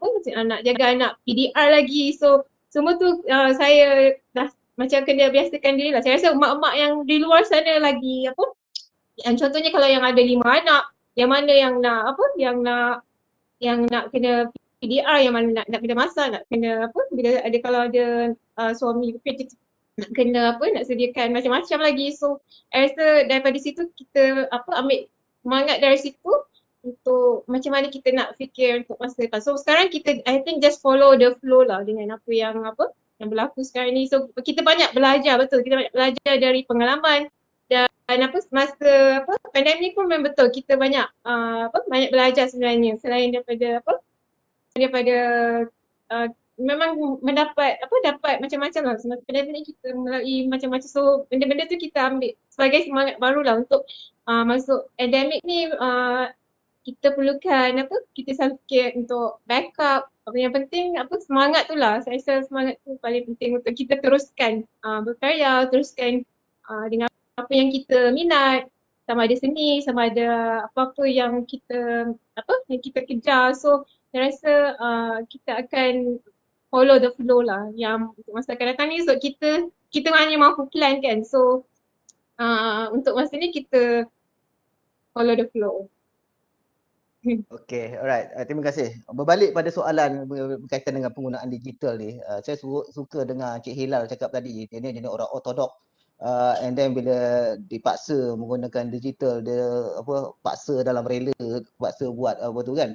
Jadi adakah pandangan Cik Hilal sendirilah bila melihat kepada perkembangan terkini dengan penggunaan ataupun pengaplikasian digital yang semakin meningkat, adakah di masa akan datang, andaian ataupun orang kata looking forward, looking future lah, adakah galeri pameran akan beranjak kepada era ke digital ataupun dia akan hanya orang kata hangat-hangat kat ayam masa zaman pandemik saja. Lepas ni bila masuk endemik akan hilang pula tu, akan kembali menjadi asal ataupun dia akan jadi gabungan hybrid, atau bagaimana pandangan Cik Hilal tu sendiri?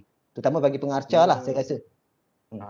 Dia macam ni, pada saya kita talk, dia ada pada 3 benda lah. Kita talk about digital, kita cakap art as idea, kemudian kita cakap pasal art sebagai perkara yang eksklusif, kemudian kita nak cakap tentang cara display kan. Tentang yang pertama ni, pada saya kalau setakat nak buat ideation, nak buat ideation macam saudari Anissa cakap tadi, memang benda tu memang dah lama dah kita buat dekat UiTM, benda ada subjek time base kan.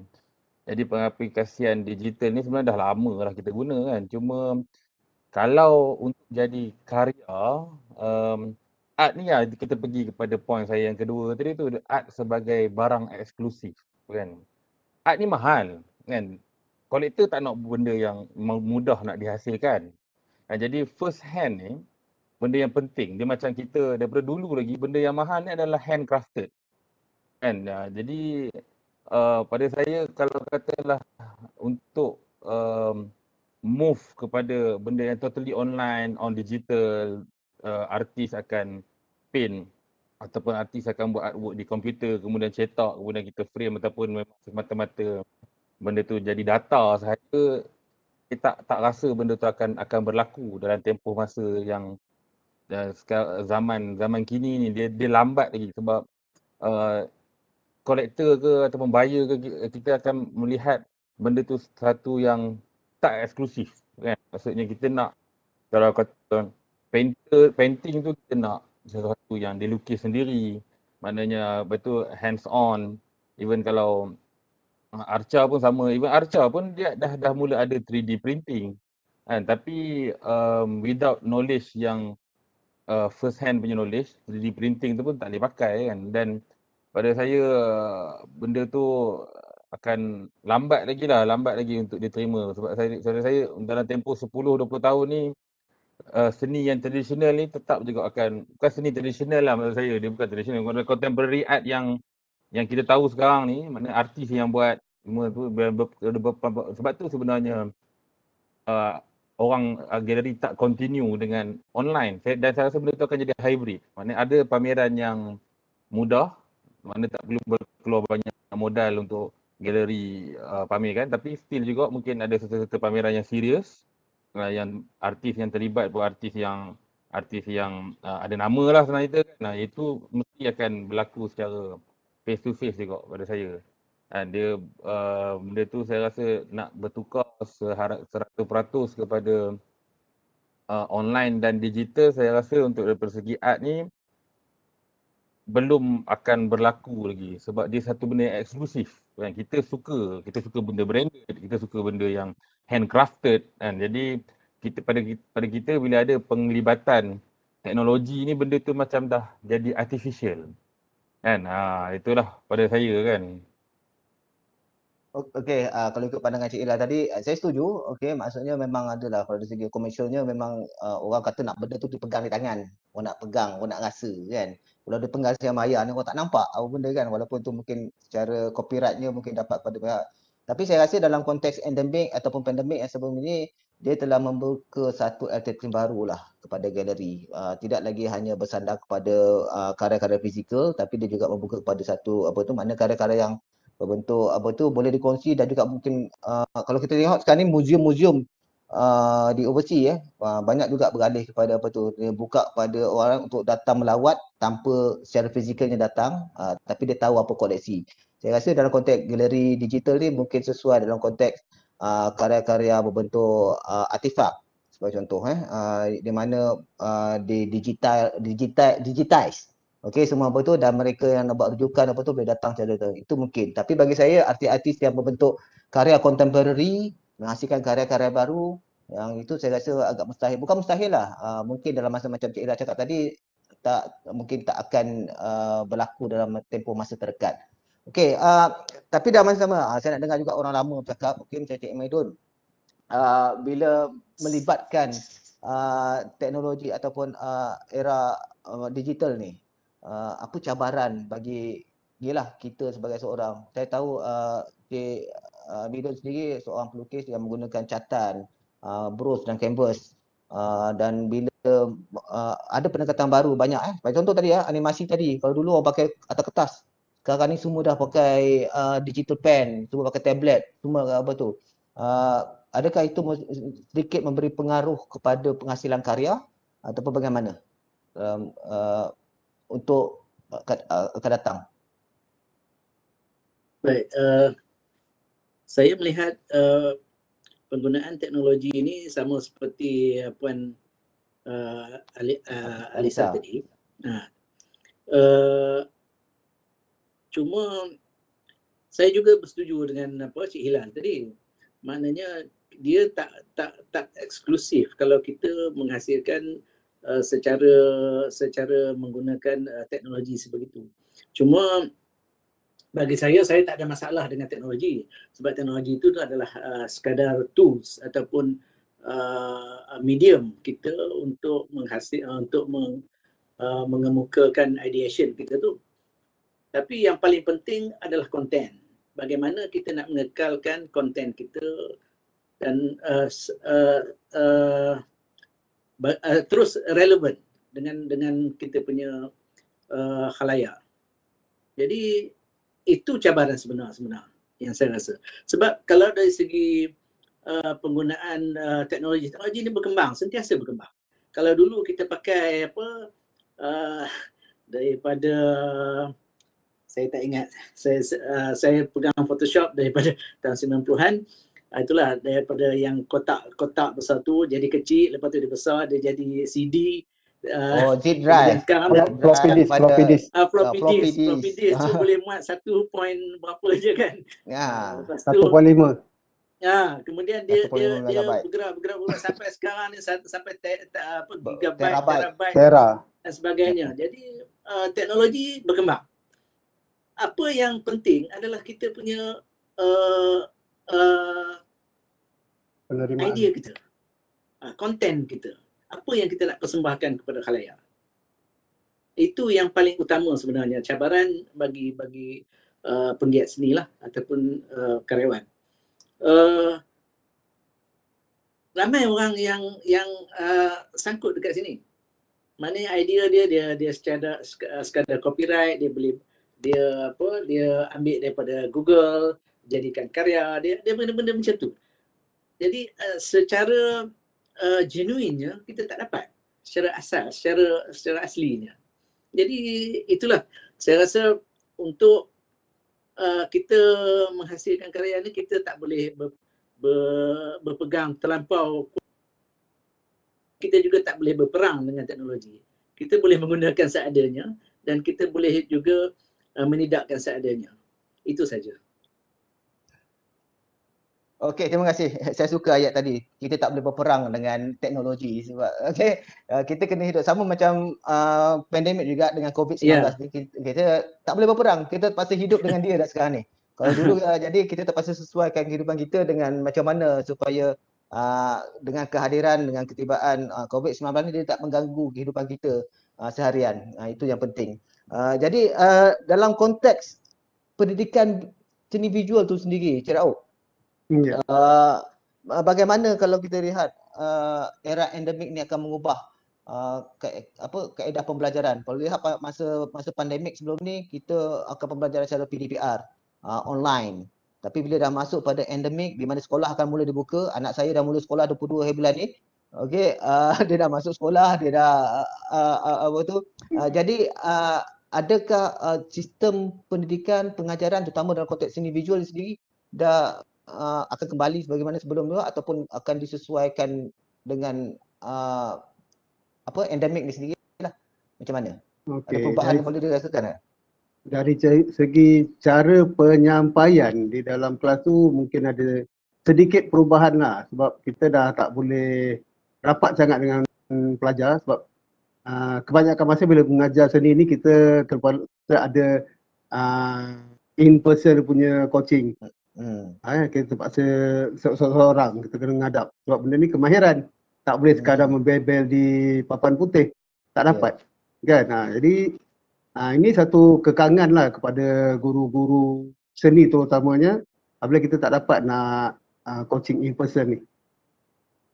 Tapi insyaAllah kita hadapi juga benda ni. Macam mana tu cikgu kena kreatif lah, terpaksa lah kita kena menghadapi benda ni, kena kreatif, kena bijak berfikir. Satu lagi masalah besar ialah dari segi penerimaan murid lah. Apabila tak dapat bersama dengan guru, berjauhan dengan guru, apa yang dia terima tu kurang. Saya percaya benda ni makin lama akan menyebabkan kemerosotan dalam kemahiran. Kalau cara yang kita guna sekarang ni diteruskan. Benda ni memang merugikan.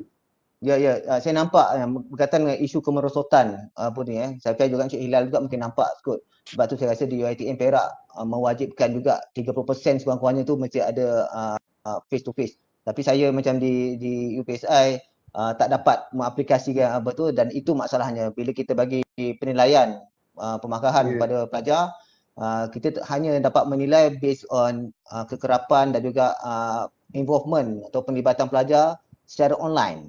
Maknanya kalau dia datang rajin masuk kelas, apa-apa tu dia hantar assignment, itulah kita dalam masa sama juga kita ada kekangan-kekangan lain di mana contoh kita kena consider pelajar tersebut internet dia line internet dia tak kuat, dia di luar bandar, dia tak dapat apa tu. Kadang-kadang itu mempengaruhi juga kaedah penilaian kita.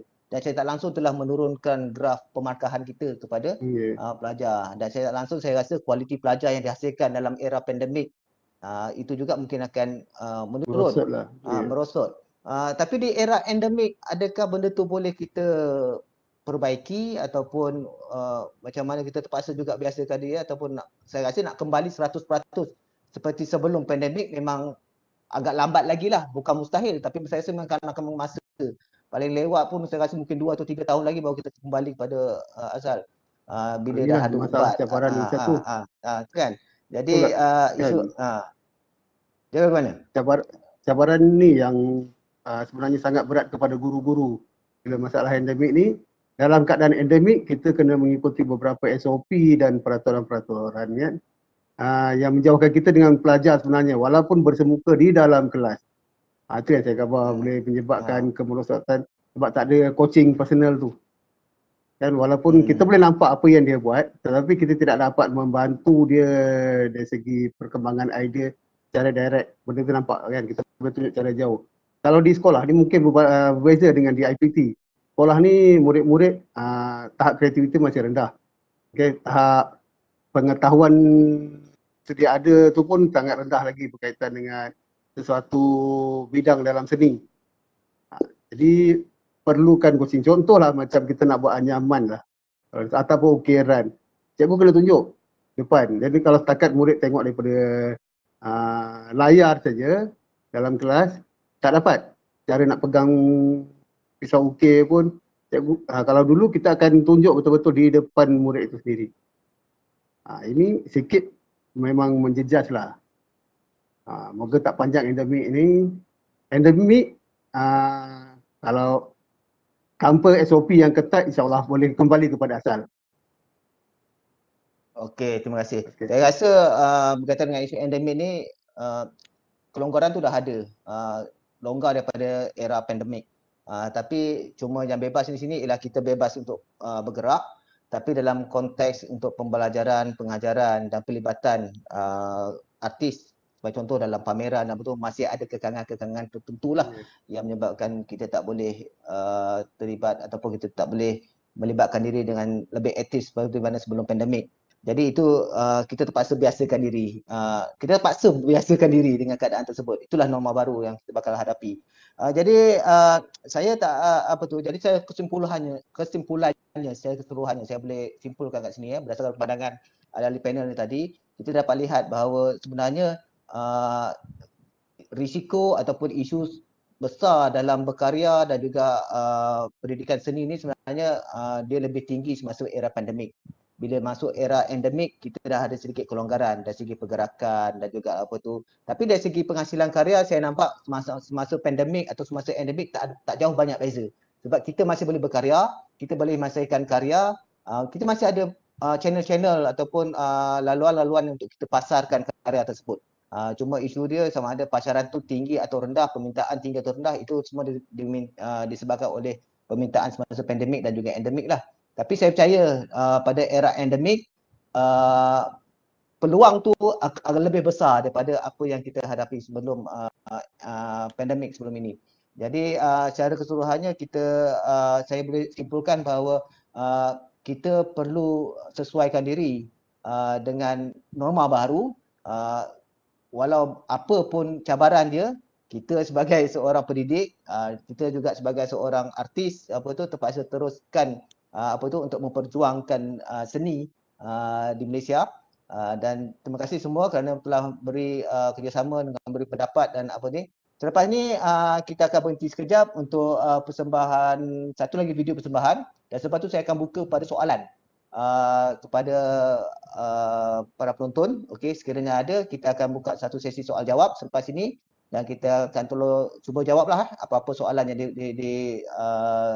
diberi berkaitan dengan topik kita pada hari ini. Okey, itu saja.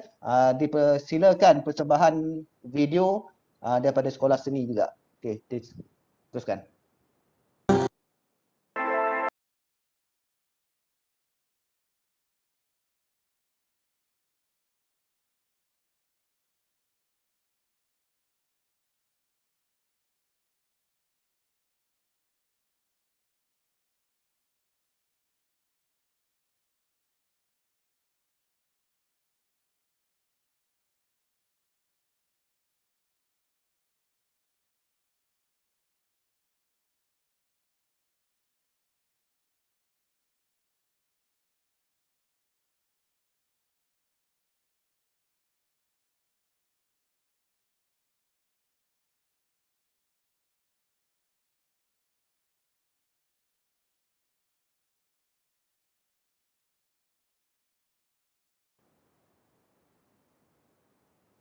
Okey, terima kasih. Itulah tadi sedikit video ringkas daripada Sekolah Seni Perak. Okay, kita lihat dia ada beberapa kursus ataupun cabang seni yang telah difokuskan dalam Sekolah Seni Perak. Okey, kita kembali kepada soalan-soalan yang bakal saya tak pasti ada atau tidak. Saya menunggu daripada pihak pengurusan Jatuhkuasa jika ada soalan. Boleh tolong bacakan sekiranya ada.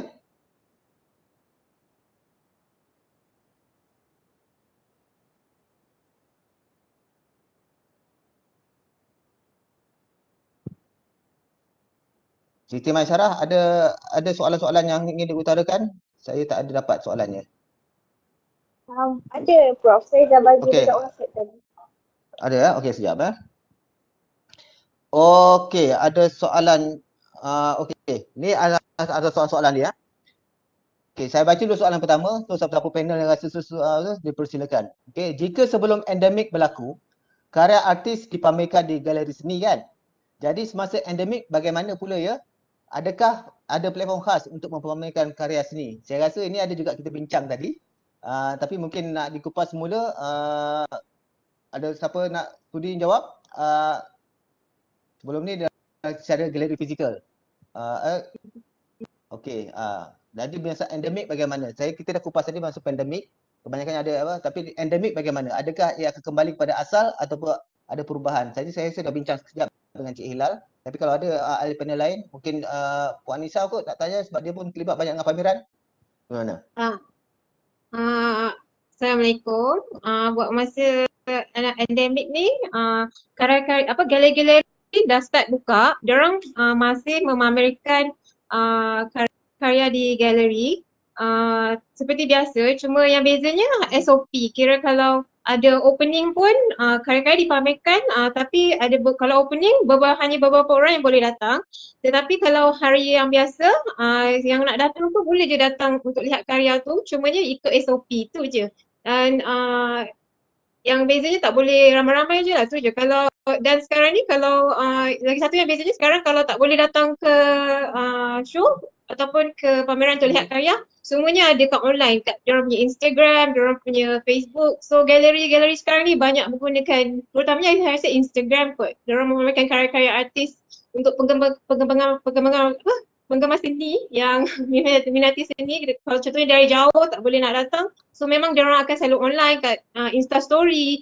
So kalau minat artis, certain artis nak tengok karya dia, boleh je lihat kat online ataupun website diorang lah. So kena alert kalau tak boleh datang galeri, tak boleh tengok kat diorang punya website, diorang punya Instagram. So kalau untuk galeri dalam endemik ni memang dah start buka dah, dan show pun masih dijalankan seperti biasa.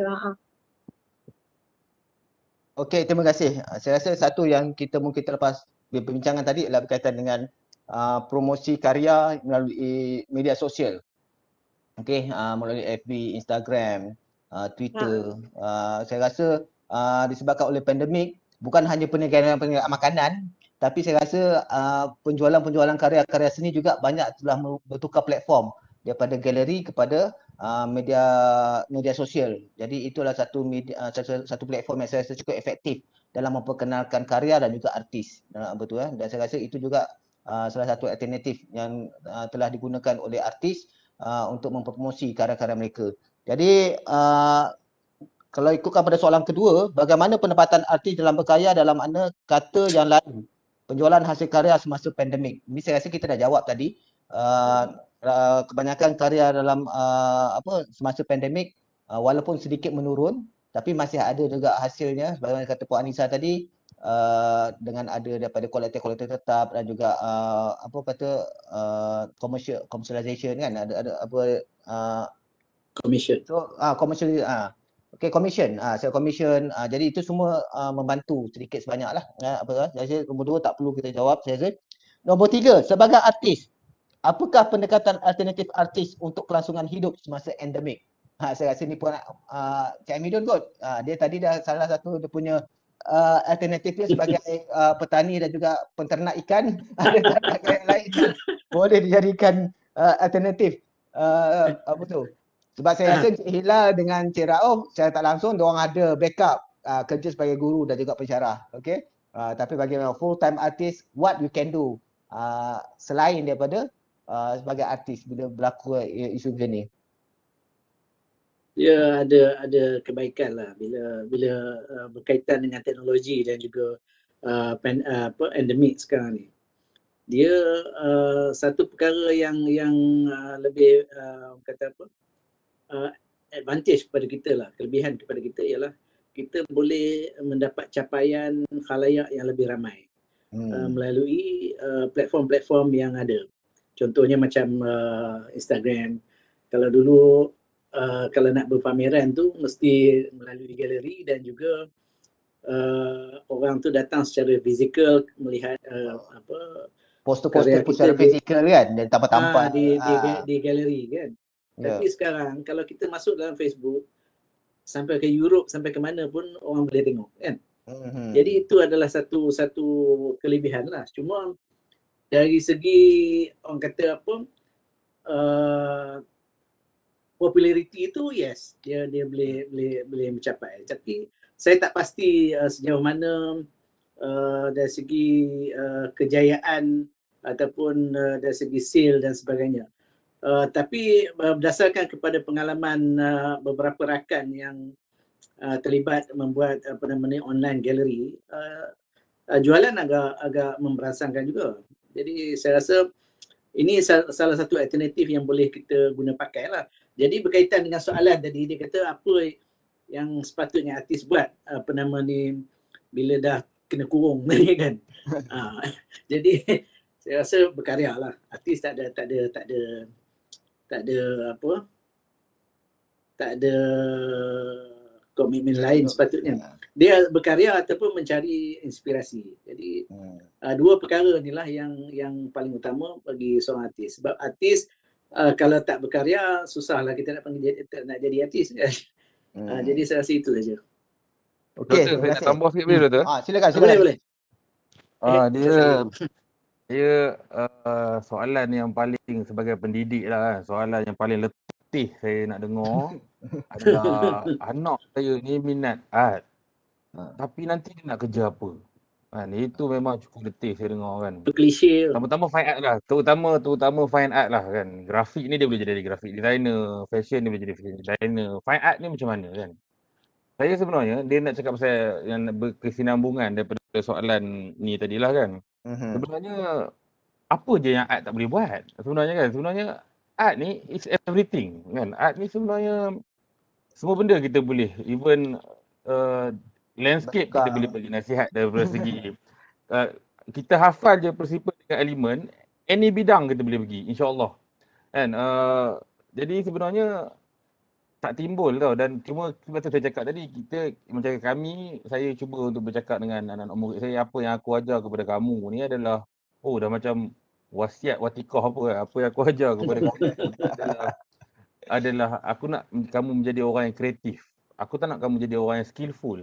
Dia ada beza skillful dan kreatif kan. Skillful ni dia boleh melukis, tapi dia boleh melukis realism je lah. Kalau katalah dia carving kayu, dia boleh carving sampai jadi real, tapi kreatif ni berbeza kan. Kreatif dan skillful ni orang yang berbeza kan.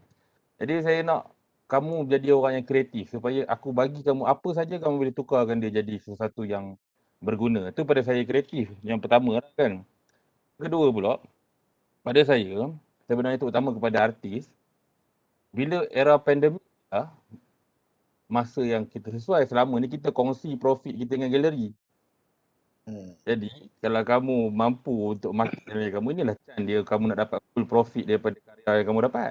Betul. Pada saya lah kan. Dan galeri pun setahu saya bukan, dan kita tak salahkan galeri, dia orang pun making profit, dia orang pun nak kena menyara dia orang punya perniagaan dan semua. Tapi pada saya untuk artis jadi dia tak ada sempadan lah. Maknanya kita letak, kita boleh ada Instagram, kita ada Facebook, kita ada macam-macam lah cara. Even saya tengok artis pun sekarang dah guna TikTok kan, maknanya dia buat TikTok dekat TikTok kan, semua promote diri. Jadi pada saya sebenarnya dia bukan dia, dan saya pun ada dengar kawan-kawan saya yang artis pun, dia orang tak terkesan sangat pun dengan pandemik. Malah kan kadang-kadang tu saya tengok lebih masyuk lagi. Sebab orang fully dapat payment tu. Selama ni promosi. Kadang-kadang tu dia orang masih pakai, dia orang punya, dia kan ada artist price dengan gallery price. Betul. Certain tu dia orang masih jual guna gallery price, tapi direct dengan collector. Maksudnya full profit dia orang dapat. Ya, betul. Okey, terima kasih Cik Ilal. Ya betul, saya setuju dengan pandangan tersebut. Sebenarnya kalau betul kita sebenarnya era pandemik, malah ke era endemik sebenarnya telah membuka satu platform baru, peluang baru sebenarnya kepada artis untuk mempromosi diri secara peribadi berbanding dengan dulu kita mengharapkan pada galeri untuk promosi diri kita kan. Tapi apa tu dia telah membuka secara tak langsung yang menutup peluang adalah kepada galeri, bukan pada artis. Kan? Itu yang kita kalau kita tengok secara satu sudut lagi lah.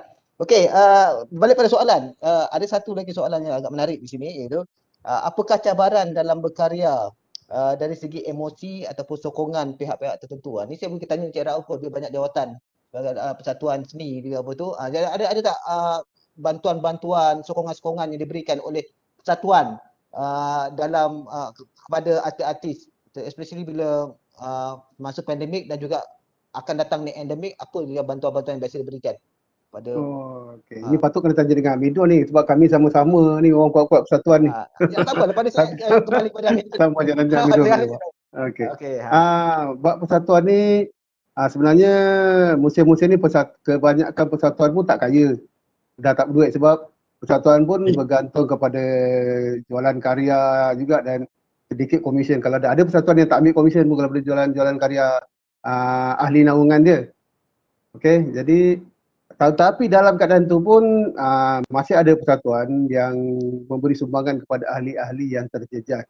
Terutama macam contoh Senika, Perupa yang ada dia punya program Payung Merah dan GAPS, Gabungan Persatuan Pelukis Malaysia ni pun menghulurkan bantuan kepada persatuan-persatuan seni negeri untuk membantu ahli-ahli di bawahnya. Dan di sini juga ada kami juga sebagai persatuan ini dibantu oleh Balai Seni, contohnya Cendana, untuk menggerakkan persatuan dalam keadaan sekarang ni. Jadi dengan bantuan-bantuan ini kami dapatkan gerakkan beberapa aktiviti. Terima kasih kepada Balai Seni terutamanya dan Cendana yang banyak membantu persatuan seni seluruh Malaysia ni. Bukan seni lukis saja tapi rasanya semua bidang kesenian dibantu. Tanggungjawab persatuan ialah persatuan tak kaya tapi kami usahakan dapatkan sumbangan daripada badan-badan lain untuk disalurkan kepada aktiviti persatuan atau kita beri terus sumbangan kepada ahli-ahli yang terjejas. Sama ada untuk membeli peralatan, alat dan bahan untuk berkarya ataupun untuk sara hidup. Yang ni kita bantu bukan sepanjang takat yang mampu dalam musim pandemik ni lah. Okey, berdasarkan pada rekod persatuan lah, memang ramai kan yang terkesan disebabkan oleh pandemik, terutama oleh artis ni lah. Okey, sebenarnya macam contoh kami lah dalam Senika ni, majoriti artis adalah artis-artis yang jenis bukan kayangan. Maknanya pendapatan mereka ni kecil dengan hasil-hasil seni lah kan. Sebab ada yang kategori yang kita sebut kayangan, bukanlah kayangan. Ada artis satu karya pun boleh beratus ribu kan. Tapi contoh kami ini ada yang mungkin beberapa ribu, ada yang beberapa ratus. Jadi ini tak mencukupi untuk sara hidup panjang pandemik ni. Sebab ramai yang terjejas dengan karya-karya yang tak mampu dijual. Dan juga ada artis-artis yang buat mural. Ada sepenuh masa buat mural pun terjejas. Tak ada projek-projek mural yang tergantung. Yang inilah kita terpaksa tolong untuk beri mereka bernafas sikit lah. Okey, bagaimana Cik Amidun berkaitan dengan aktiviti-aktiviti persatuan yang dirancang untuk membantu aktiviti-aktiviti kesenian, aktiviti seni lukis atau apa-apa yang berkaitan supaya bergerak lebih aktif selepas musim pandemik ni, masuk musim endemik ni? Ada perancangan-perancangan yang dirancang oleh persatuan tak? Okey, saya menambah sikit daripada apa yang disampaikan oleh Encik Raul tadi. Kita memang prihatin dengan nasib pelukis-pelukis, terutamanya pelukis sepenuh masa dan bergantung kepada jualan harian. Ada pelukis-pelukis kita yang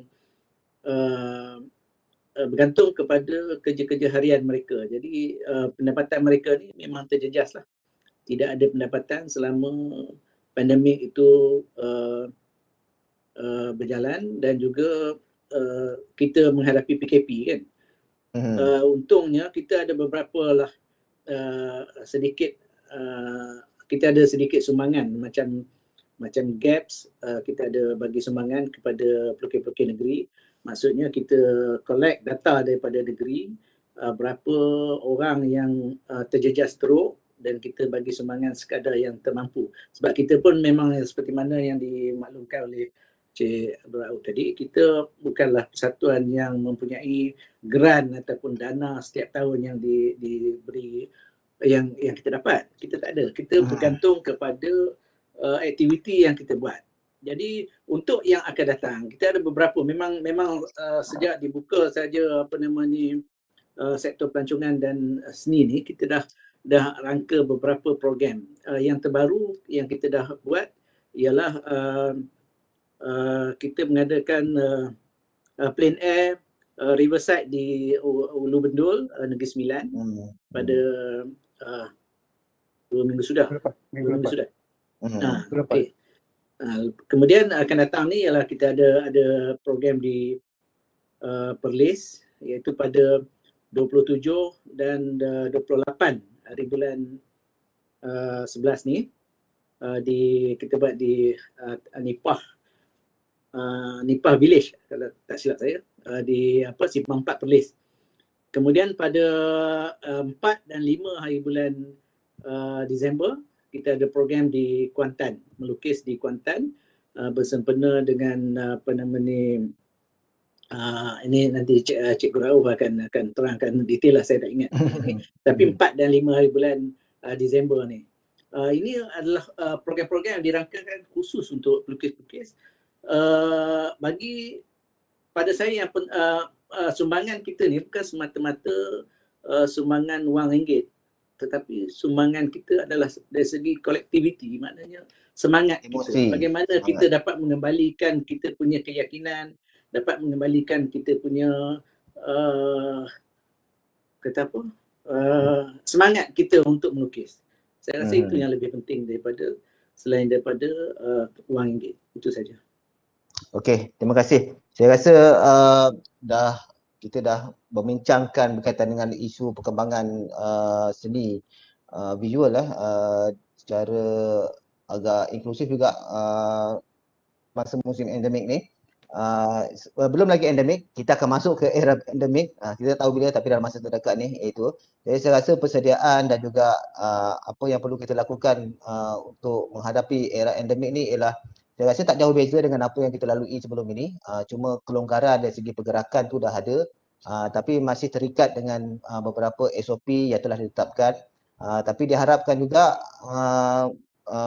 kita semua sebagai seorang pekarya masih mampu untuk meneruskan karya dan juga menghasilkan karya yang baik. Dalam masa yang sama juga menggunakan ilmu-ilmu baru yang kita pelajari semasa pandemik, diteruskan juga semasa endemik. Mana yang baik kita teruskan, mana yang saya rasa mungkin sedikit kekangan, halangan, kita ambil pengajaran dan kita cuba perbaiki, dan diharapkan pada masa akan datang di musim endemik dia tidak akan mempengaruhi sebahagian besar daripada cara hidup kita lah. Okey, saya rasa tak ada banyak lagi sebab soalan pun saya rasa sudah habis, tak ada lagi yang boleh ataupun ada lagi soalan-soalan tambahan daripada panel. Kalau ada lagi dah? Itu yang ada pada saya. Kalau tak ada, ini saja untuk hari ini. Terima kasih banyak-banyak kepada panel yang terlibat. Sebelum kita berakhir pada bicara seni pada petang ini, sekali lagi saya ucapkan ribuan terima kasih kepada ahli-ahli panel kita, Cik Rauf, Cik Amirul, Cik Ilal dan juga Puan Anissa kerana sudi meluangkan masa bersama kita semua untuk membincangkan topik yang telah kita bincangkan tadi. Sebarang kesilapan dan juga kekhilafan saya semasa sebagai moderator, saya minta maaf. Okey, yang baik itu datang daripada Allah Subhanahu Wa Taala, yang lemah itu datang daripada saya. Dan terima kasih juga kepada semua kerana memberi kerjasama yang baik sepanjang majlis ini berlangsung. Sebelum kita mengakhiri aktiviti kita pada petang ini, ada sebuah lagi persembahan penutup oleh Sekolah Seni Perak untuk kita sama-sama saksikan. Dan selepas tu mohon tunggu sebentar, kita akan adakan sesi bergambar. Okey, bersama semua ahli jawatankuasa yang terlibat. Okey, terima kasih. Dipersilakan video.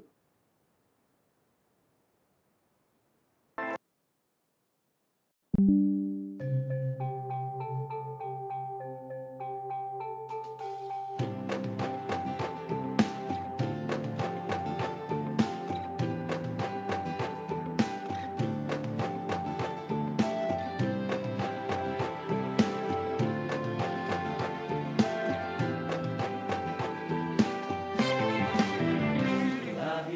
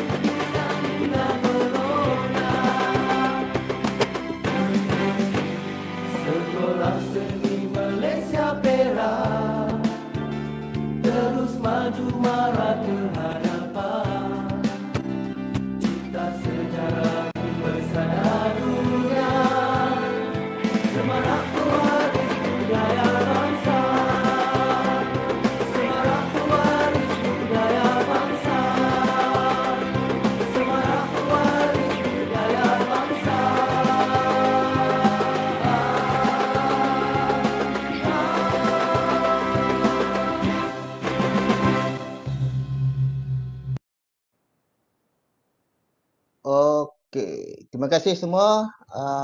Itu saja majlis kita pada petang ni. Semua ahli panel dan JK diminta tunggu sebentar. Terima kasih sekali lagi pada semua yang hadir.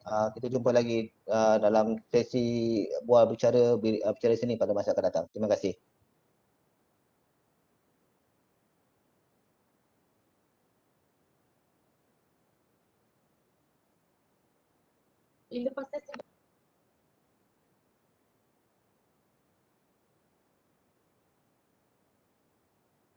Gila senyum baik je rupanya.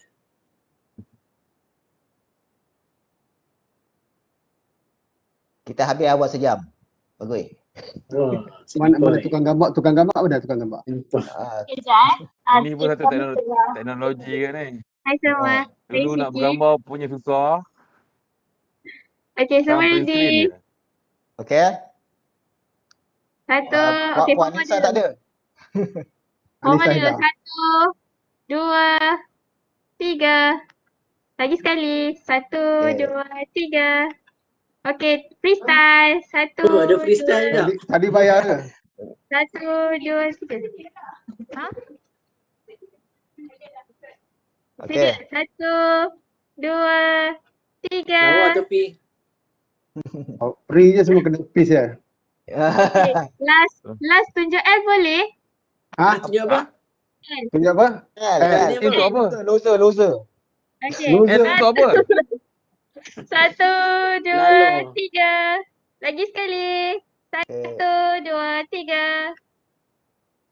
Okay, terima Alright. kasih. Okey, terima kasih semua. Terima kasih Cik Raul. Okey. Okay, terima kasih. Terima kasih Dr. Encik Raul. Okey, kita jumpa lagi Okey. insya-Allah. Jun, harap jumpa lagi. Kalipat ada kalipat. Habis meeting kalipat ada kalipat.